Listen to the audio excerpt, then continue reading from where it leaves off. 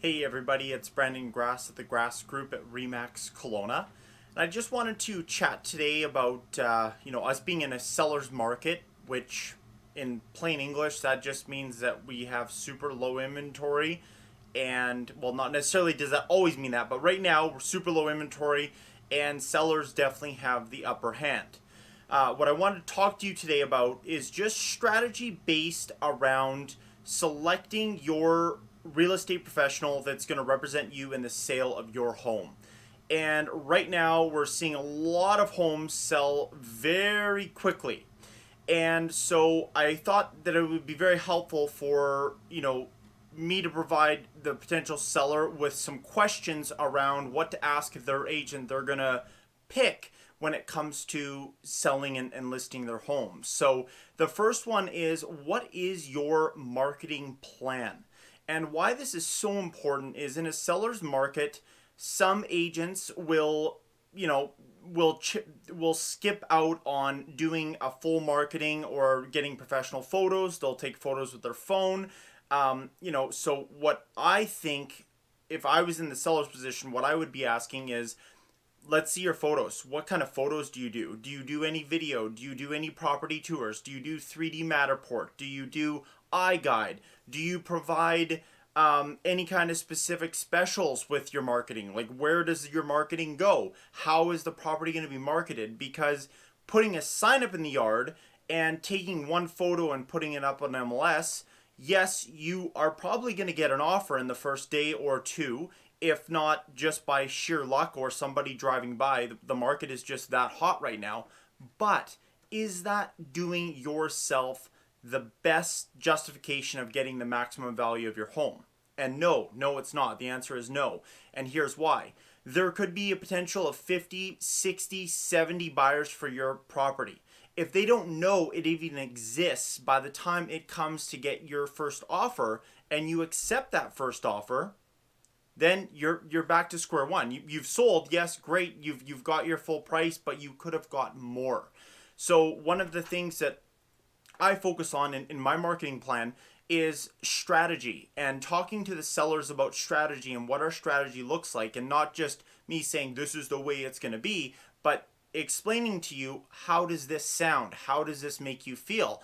And really understanding where you're coming from and trying to give you advice based on that conversation. So that's one. Number two is, what are buyers looking for right now? And the reason you ask that to the agent is because if they haven't done a lot of transactions in the last 6 to 12 months, if they don't have a pulse on the market, they don't know what's going on, it's going to be very difficult for them to explain to you what is going on in the market and what are buyers wanting. So buyers are wanting a couple things. And the reason I know this is because I've specifically got a set of questions that, if they're a sign call on my listing, or if they're just a buyer lead on my website, or if they're a buyer that's just casually perusing and, we make conversation or what have you, I will ask, what are you looking for online? What do you like most about the listings you find online? And a few of the biggest ones are a 3D Matterport or iGuide tour. So buyers are really looking forward to walking through your home virtually, especially with this COVID thing going on. But they want to get a feel for the layout, the rooms, and to play into that is the floor plan. The floor plan's huge. So I will be completely honest, if you're a past seller of mine, I'm really sorry last year. I didn't do any iGuide, any 3D Matterport tours or nothing, because I just felt they were very cumbersome and very difficult to use. But I think the technology has advanced since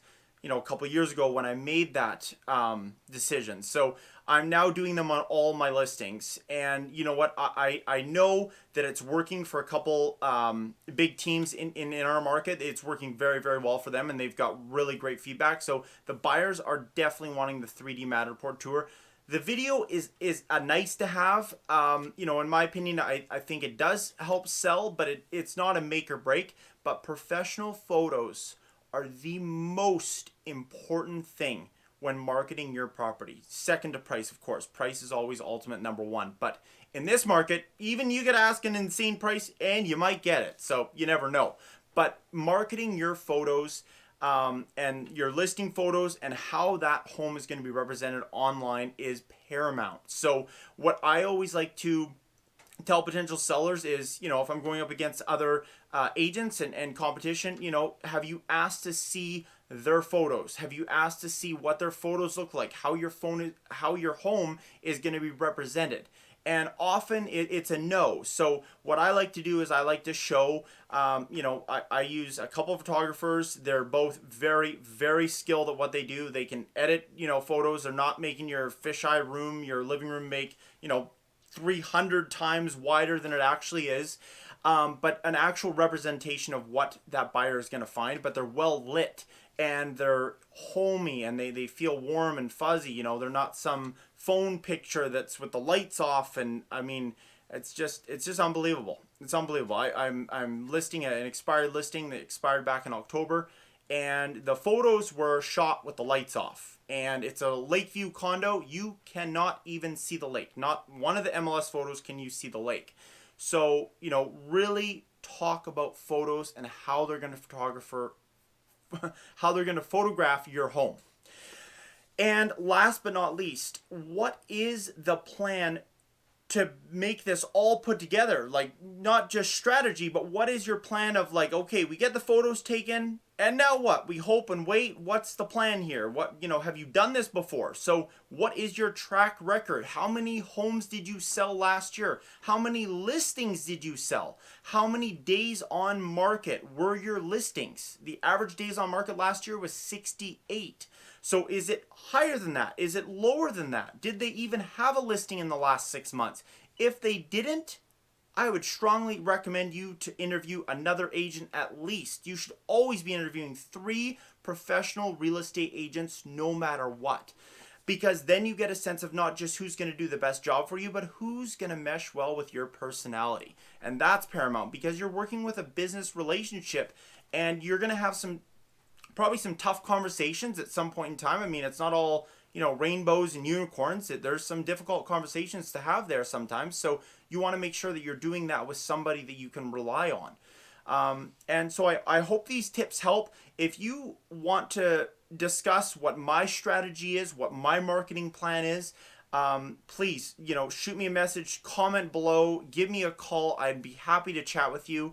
I think it's paramount that, everything we do as real estate sales professionals is, always raising the bar. Once you get to a certain level, you don't just stay there. You always raise the bar. And that's why I've introduced now, I'm doing video. I'm doing 3D Matterport tours. I've changed my photographer because I want even better photos. It wasn't that I wasn't unhappy with them. I just want better. So it's about raising the bar constantly. So if you have any questions about this, I hope this helps you.